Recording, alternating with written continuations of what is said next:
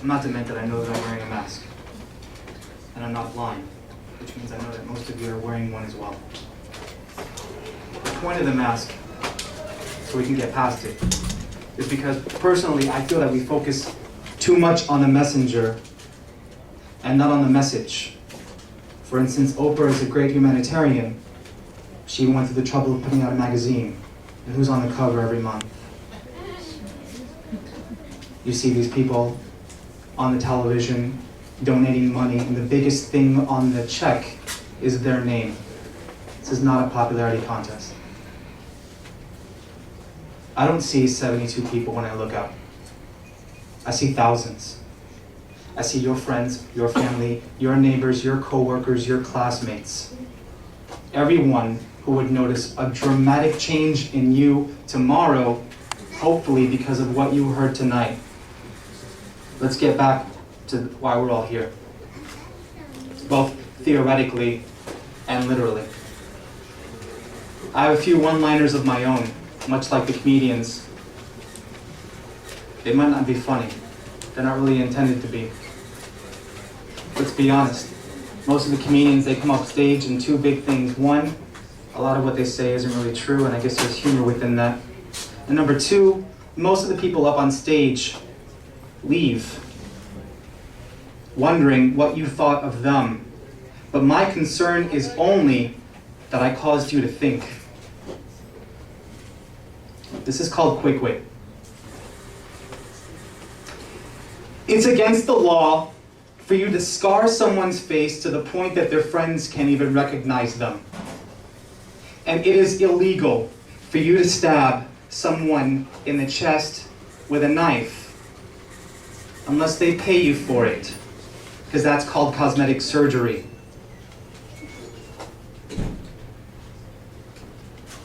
With advances in cosmetic surgery, doctors are able to reduce the amount of physical scarring, but the emotional scarring is a bitch to get rid of. Life and Style, OK, Us Weekly. Those magazines combined make billions of dollars a year. I wonder how much people would pay for pictures of your stretch marks and cellulite. It astonishes me. I go out to nightclubs and I see these guys buy drinks for women. Women they don't even know. $60, $70, $80 later, they leave with nothing but a fake name and a fake phone number. They head on the highway. They get off on the exit closest to their house. And sure enough, it's 2:30 in the morning, and a homeless man approaches them. And without even a second thought, the guy in the car rolls up his window and thinks to himself, why would I give that guy $1? He would just spend it on alcohol. Or is it that he wouldn't want a blowjob from a homeless guy? You know, the only thing more disturbing than seeing the same homeless person at the same exit every day is the day you don't see them. And you know why. You see the way that Jesus is depicted. He looks a lot like most of the homeless men. Long beard, shaggy hair. It's sad to think that if Jesus were alive today, most of us would drive away swiftly and say, look, I don't have any money for you. People have a problem with religion. They say it's a modern day corporation. They don't really agree with the idea of giving 10% of their earnings to the church. I agree. Why would you give 10% of your earnings to the church when you can give 40% of your earnings to Best Buy and Walmart?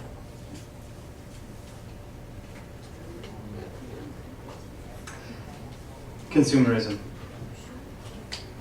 Because of credit cards, most of us are in heavy amounts of debt.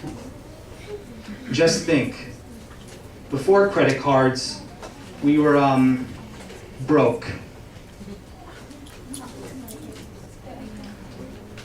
I love the iPhone. If you want to feel like you're flying through the clouds, there's an iPhone app for that. If you want to pour an imaginary glass of beer and watch as the imaginary beer spills out, there's an iPhone app for that. And if you want to put up a picture of you and your equally drunk friends, but you need a leveler, there's an iPhone app for that too. But when you get to your late 30s and early 40s and realize that you spent over a decade of your life consumed by mindless electronics, and you want those lost years of your life, is there an iPhone app for that? You see people's obsession with gadgets. And all of it stems from our desire to be connected, right? To have the world at our fingertips. But I'll tell you what, if you want the world at your fingertips, you need only get down on your knees and touch it. YouTube is amazing, isn't it? It allows hundreds of millions of people to spend their free time watching what people do with their free time.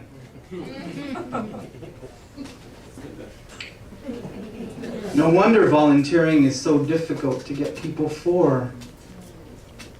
They should have a Facebook page for the Salvation Army. I think it's really great that you can get a high school diploma online, that you can get a college degree online, that you can work from home, that you can get your DVDs and your food delivered to your house by ordering them online, that you can make friends, acquaintances, and even build relationships through popular sites like Match.com and eHarmony. I think it's great that you can do all that online, because for a second, I thought we might actually have to leave our house. MySpace was created by musicians, for musicians, so that people could preview their music before heading out to the venue.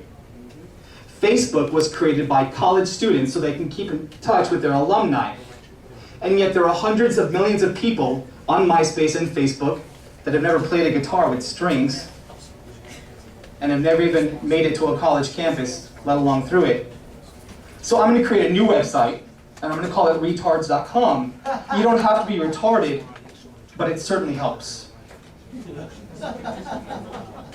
You know, with MySpace and Facebook, you can find your old friends from years before, you can get their updated contact information, and then ignore them like your new friends. Speaking of friends, friends are a lot like clothes.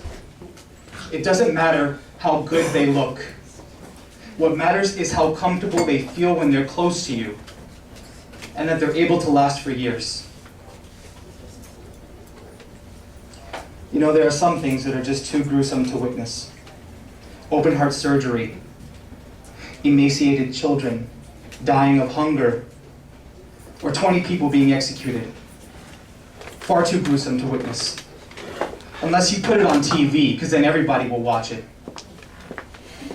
And I think that's the problem with the media, is we see the devastation that takes place in our own backyard and overseas. And we grow numb to it because it looks just like any other channel.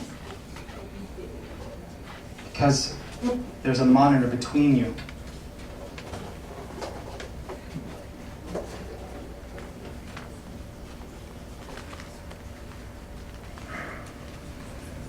I think if you asked anybody here, anybody out there, if they were willing to do something towards a positive world impact, very quickly, almost anybody would say yes.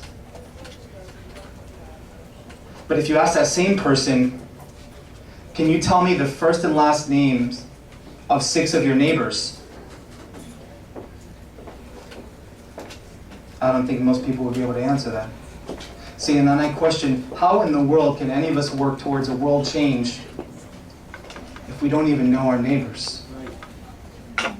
You see some of the devastation that takes place not just in Haiti but across the world. And I'll give you a story.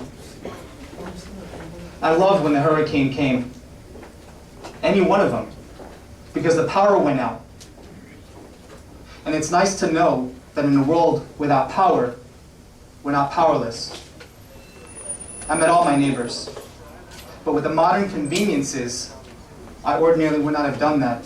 And I'm going to say something else that's very factual, and I don't mean to depress anybody, but I think if you follow the morbid path long enough, all you end up in is the beauty of life. There are more suicides every year than homicides. As a matter of fact, for every 2 people that are killed by somebody, 3 people kill themselves. And do you know which countries have the highest suicide rates? The most developed countries. The people who have everything are the most likely to feel as though they have nothing.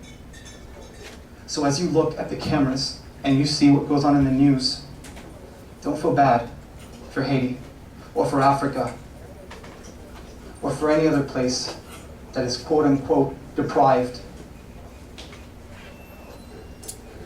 I feel bad for us. We have everything. You see all the problems that are caused in the world, they're not solved by money, they were created by money. Obesity went up because people could afford to eat out instead of at home. Parents were afraid that if they had their kids playing outside, that they would end up carrying guns or knives, so they shoved them in the house and threw Xbox 360 games at them, and now those kids are carrying an extra 60, 70 pounds. This is the country we live in. The country that has everything and feels it has nothing. Now, I could be like any other comedian without a mask, and I could distract you. I could give you a good time, but it wouldn't change what's out there. The personal struggles that all of you have. I don't mind playing the conscience of all of you. I'm sure that each and every one of you can relate to something that was said tonight, even if it was insulting. I don't care if I hurt your feelings. I made you feel. I caused you to feel.